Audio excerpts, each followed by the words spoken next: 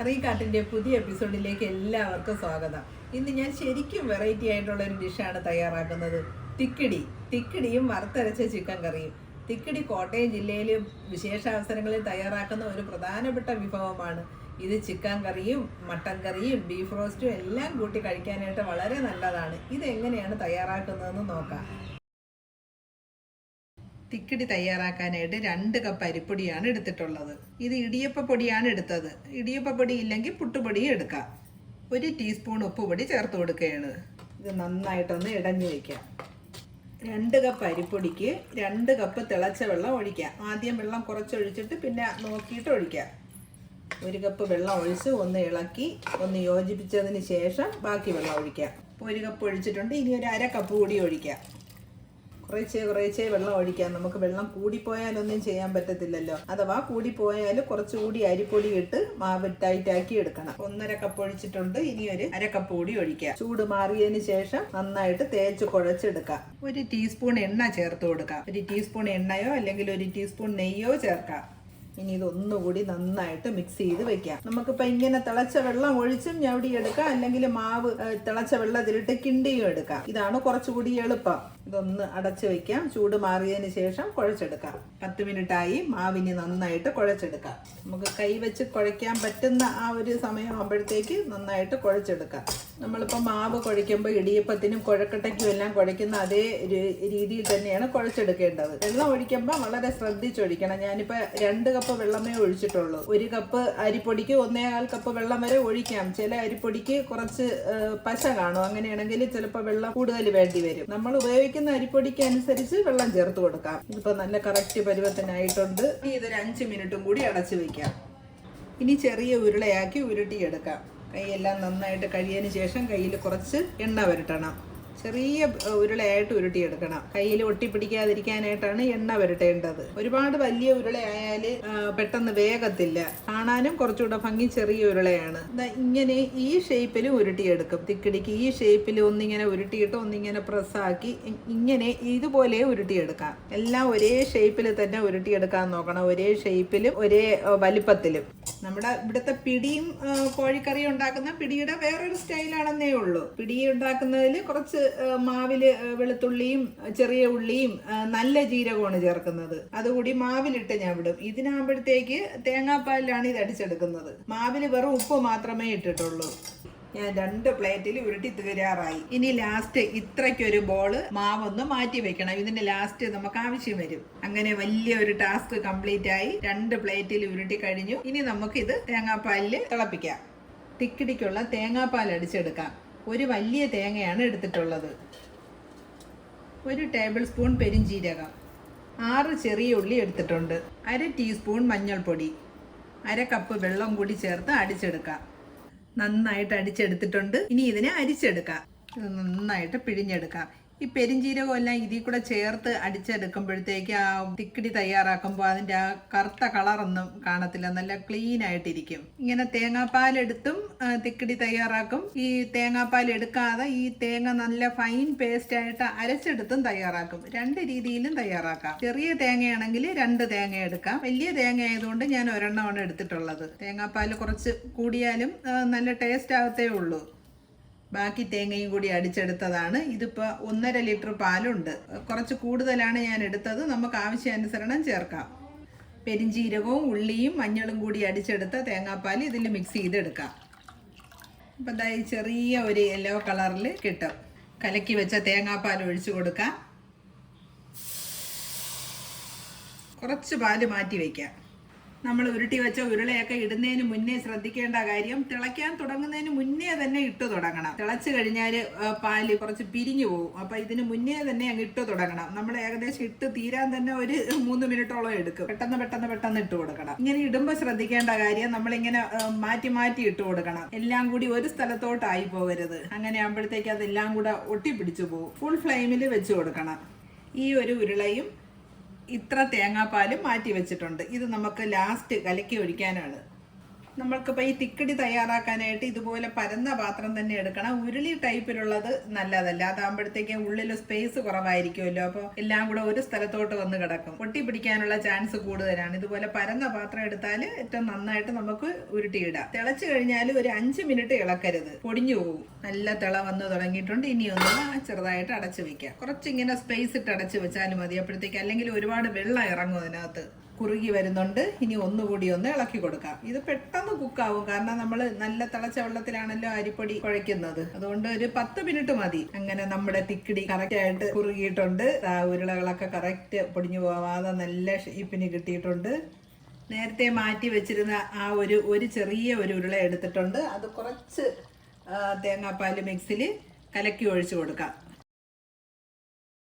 ചെറുതായിട്ടൊന്ന് ഇതിനകത്ത് മിക്സ് ചെയ്ത് ചെറിയ ഒരു ബോളാണ് എടുത്തത്. ഞാൻ മാറ്റി വെച്ച അത്രയും എടുത്തില്ല, അതിൻ്റെ ഒരു പകുതിയേ എടുത്തിട്ടുള്ളൂ. ഒരു 2 ടേബിൾ സ്പൂൺ തേങ്ങാപ്പാലും എടുത്തിട്ടുണ്ട്. ഇതിപ്പോൾ നന്നായിട്ട് കുറുകിയിട്ടുണ്ട്, എന്നാലും കുറച്ചും കൂടി ഒന്ന് കാക്കാൻ വേണ്ടിയാണ് ഇത് കലക്കി ഒഴിക്കുന്നത്. ഇതിപ്പോൾ ഇതിൻ്റെ ആവശ്യമില്ല, ശരിക്കും ഇത് കുറുകിയിട്ടുണ്ട്, എന്നാലും ഞാനിതൊന്ന് കാണിക്കാൻ വേണ്ടി ചെയ്യുന്നതേ ഉള്ളൂ. ഇത് ഇരുന്ന് തണുക്കുമ്പോഴത്തേക്ക് നല്ലതായിട്ട് കട്ടിയാവും. കുറച്ച് ഒഴിച്ചു കൊടുക്കാം.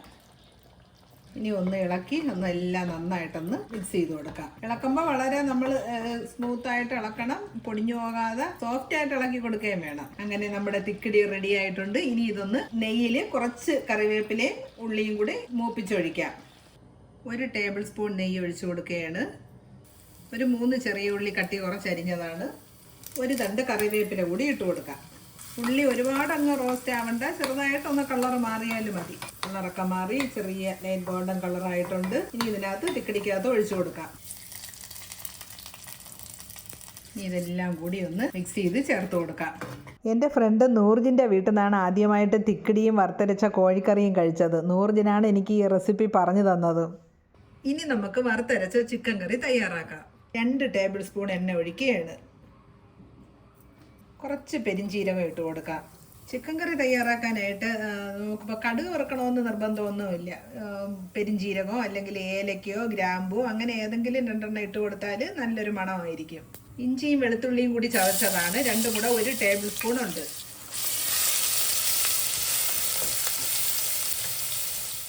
ഒരു 20 ചെറിയ ഉള്ളി 2ആയിട്ട് മുറിച്ചതാണ്. കുക്കറിൽ തയ്യാറാക്കുന്നത് കൊണ്ട് ചെറിയ ഉള്ളിയൊക്കെ കുറച്ച് വലുതായാലും കുഴപ്പമില്ല, അതങ്ങ് പെട്ടെന്ന് അതിൻ്റെ കൂടെ അങ്ങ് വെന്ത് ചേർന്നോളും. 3 സവാള എടുത്തിട്ടുണ്ട്. സവാളയും കുറച്ച് വലുതായിട്ടാണ് അരിഞ്ഞിട്ടുള്ളത്. 2 പച്ചമുളക് 2ആയിട്ട് മുറിച്ചതാണ്. പച്ചമുളകും ഇഞ്ചിയും വെളുത്തുള്ളിയൊക്കെ ചതച്ച് ചേർത്താൽ അതാണ് കുറച്ചുകൂടെ മണം കിട്ടുന്നത്. ഇറച്ചിക്ക് ആ ഒരു നല്ലൊരു ഫ്ലേവർ കിട്ടുന്നത് ചതച്ച് ചേർക്കുമ്പോഴാണ്. അപ്പോൾ ചതച്ച് ചേർത്തില്ലെങ്കിൽ ഇതിനകത്ത് മുറിച്ച് തന്നെ 2ആയിട്ട് വെളുത്തുള്ളി ഇഞ്ചിയൊക്കെ ഒന്ന് ചെറുതായിട്ട് ചോപ്പ് ചെയ്തിട്ട് കൊടുത്താലും ഇതിൻ്റെ കൂടെ അങ്ങ് പെട്ടെന്ന് വെന്ത് കിട്ടും. പക്ഷേ ചതച്ച് ചേർക്കുന്നതാണ് കുറച്ചുകൂടി നല്ലത്. സവാളയെല്ലാം ചെറുതായിട്ട് കളറൊക്കെ മാറി തുടങ്ങിയിട്ടുണ്ട്. ഇനി നമുക്ക് മഞ്ഞൾപ്പൊടിയും മസാലകളെല്ലാം ചേർത്ത് കൊടുക്കാം. 1/4 ടീസ്പൂൺ മഞ്ഞൾപ്പൊടി ഇട്ടു. മഞ്ഞൾ ആദ്യം ഇടുമ്പോഴത്തേക്ക് അതിൻ്റെ ആ ഒരു മഞ്ഞളിൻ്റെ ഒരു സ്മെല്ലൊക്കെ കുറച്ചൊന്ന് കുറഞ്ഞു കിട്ടും. മഞ്ഞൾപ്പൊടി സവാളയിലൊക്കെ നന്നായിട്ട് പിടിച്ചതിന് ശേഷം 2ാമത് മല്ലിപ്പൊടി ഇട്ട് കൊടുക്കാം. 2 ടേബിൾ സ്പൂൺ മല്ലിപ്പൊടിയാണ് ചേർക്കുന്നത്. ലോ ഫ്ലെയിമിൽ വെക്കണം. മല്ലിപ്പൊടിയുടെ പച്ച മണമൊക്കെ ഒന്ന് മാറിയതിന് ശേഷം മുളക് പൊടി ചേർത്ത് കൊടുക്കാം. 1/2 ടേബിൾ സ്പൂൺ കാശ്മീരി ചില്ലി പൗഡറാണ്. മഞ്ഞൾപ്പൊടിയും മല്ലിപ്പൊടിയും മുളക് പൊടിയും നന്നായിട്ട് ഇതിനകത്തൊന്ന് ഫ്രൈ ആയി തുടങ്ങിയിട്ടുണ്ട്. ഇനി ഒരു തക്കാളി അരിഞ്ഞത് കൂടി ചേർത്ത് കൊടുക്കാം. ഈ തക്കാളിയുടെ നീരിൽ കിടന്നിട്ട് അത് നന്നായിട്ട് വഴറ്റുമ്പോഴത്തേക്ക് ആ മസാലയൊക്കെ കരിയാതെ ഇരിക്കും, ഒരു ജ്യൂസി ആയിട്ടിരിക്കും. മസാല നന്നായിട്ട് വഴന്നിട്ടുണ്ട്, ചെറുതായിട്ട് എണ്ണയൊക്കെ തെളിഞ്ഞു തുടങ്ങിയിട്ടുണ്ട്. എത്രയും മസാല വഴറ്റിയിട്ട് നമ്മൾ ചിക്കൻ ചേർക്കും, അതാണ് ആ കറിക്ക് ടേസ്റ്റ് വരുന്നത്. എല്ലാ പൊടികളും തക്കാളിയും സവാളയും എല്ലാം കൂടി വെന്ത് ഒരു കുഴഞ്ഞ ഒരു പരുവത്തിലാവണം. നമ്മൾ കുക്കറിൽ ചിക്കൻ തയ്യാറാക്കുമ്പോഴത്തേക്ക് കുറച്ച് സമയം മതി, ഒരു വിസിൽ അടിച്ചാൽ മാത്രം മതി. ഒരു വിസിൽ തന്നെ വന്ന് തുടങ്ങുന്ന സമയത്ത് നമ്മളങ്ങ് സ്റ്റൗ ഓഫ് ആക്കണം. ചിക്കൻ നന്നായിട്ട് വെന്ത് സോഫ്റ്റ് ആവുകയും ചെയ്യും, അതിനൊരു പ്രത്യേക ടേസ്റ്റുമാണ്. നമുക്ക് എളുപ്പത്തിൽ കറി തയ്യാറാക്കി എടുക്കുകയും ചെയ്യാം. ഇതിലിപ്പോൾ ചെറിയ ഉള്ളി ഞാൻ 2ആയിട്ട് കീറിയാണ് ഇട്ടത്. നമുക്കിപ്പോൾ ചെറിയ ഉള്ളി വേണമെങ്കിൽ ഒന്ന് മിക്സിയിൽ ഒന്ന് ക്രഷ് ചെയ്തിട്ടാൽ കറിക്ക് നല്ല തിക്കായിട്ടിരിക്കും, കുറച്ചുകൂടി നല്ല കൊഴുപ്പ് കിട്ടും കറിക്ക്. അത് ഏതിറച്ചി വെക്കുമ്പോഴും ചെറിയ ഉള്ളി ഒന്ന് ചതച്ച് ചേർത്ത് കൊടുക്കുകയാണെങ്കിൽ കറി നല്ല തിക്കായിട്ടിരിക്കും. മസാലയൊക്കെ നന്നായിട്ട് വഴന്ന് എണ്ണയൊക്കെ തെളിഞ്ഞ് ഇങ്ങനെ കുറച്ച് സോഫ്റ്റ് ആയിട്ടുണ്ട്. മസാല നന്നായിട്ട് വഴന്ന് തുടങ്ങിയെന്ന് നമുക്ക് മനസ്സിലാകുന്നത് ഇളക്കാനായിട്ട് നല്ല സ്മൂത്ത് ആയിട്ട് ഇളക്കാൻ പറ്റും. ഇനി ചിക്കൻ ചേർത്ത് കൊടുക്കാം. 1 കിലോ ചിക്കനാണ് എടുത്തിട്ടുള്ളത്. ചിക്കൻ നന്നായിട്ട് ക്ലീൻ ചെയ്ത് ഉപ്പിട്ട് കഴുകിയതാണ്. ഏത് മീറ്റ് ആയാലും നമ്മൾ കഴുകുമ്പോൾ ഒന്ന് ഉപ്പിട്ട് കഴുകിയാൽ അതിനെ നല്ലതായിട്ട് ക്ലീൻ ആക്കി എടുക്കാൻ പറ്റും. ചിക്കൻ ഈ മസാലയിലോട്ട് നന്നായിട്ട് ഇളക്കി ചേർത്ത് കൊടുക്കാം. ചിക്കൻ ഇട്ട് നന്നായിട്ട് മസാലയിലൊക്കെ ഒന്ന് പിടിച്ചതിന് ശേഷമാണ് ഉപ്പ് ചേർത്ത് കൊടുക്കേണ്ടത്. ഉപ്പ് നമ്മൾ ആദ്യമേ ചേർക്കരുത്. ഒരു 5 മിനിറ്റ് ഇങ്ങനെ ഇളക്കി ഇട്ട് കൊടുക്കണം. ചിക്കൻ കുക്കറിൽ വെക്കുമ്പോൾ ശ്രദ്ധിക്കേണ്ട കാര്യം ഒട്ടും വെള്ളം ചേർക്കണ്ട. കാരണം ചിക്കനിലുള്ള വെള്ളം തന്നെ നന്നായിട്ട് വെള്ളം ഇറങ്ങിക്കോളും. ഒരു 5 മിനിറ്റ് ആയിട്ടുണ്ട്. ഇനി നമുക്ക് ഉപ്പ് ചേർത്ത് കൊടുക്കാം. ഞാൻ കല്ലുപ്പാണ് ചേർത്ത് കൊടുക്കുന്നത്. ചിക്കന് ഏത് കറിക്കായാലും കല്ലുപ്പാണ് ഏറ്റവും ടേസ്റ്റ്. പിന്നെ കല്ലുപ്പ് ചേർക്കുമ്പോൾ നമ്മൾ അത് ശ്രദ്ധിക്കണം, അതിന്റെ അളവ് കൂടി പോകാതെ ശ്രദ്ധിക്കണം. ഇതിപ്പോൾ 2 ടീസ്പൂൺ കല്ലുപ്പ് ചേർത്തിട്ടുണ്ട്. അതല്ല ഉപ്പ് പൊടിയാണ് ചേർക്കുന്നെങ്കിൽ 1 കിലോ ചിക്കന് 2 ടീസ്പൂൺ ഉപ്പ് വേണം. ഉപ്പ് പൊടി ആണെങ്കിൽ 2 ടീസ്പൂൺ ചേർത്ത് കൊടുക്കാം. ഞാൻ ഒട്ടും വെള്ളം ചേർത്തിട്ടില്ല. ഇനിയിപ്പോൾ അടയ്ക്കാൻ പോവുകയാണ്.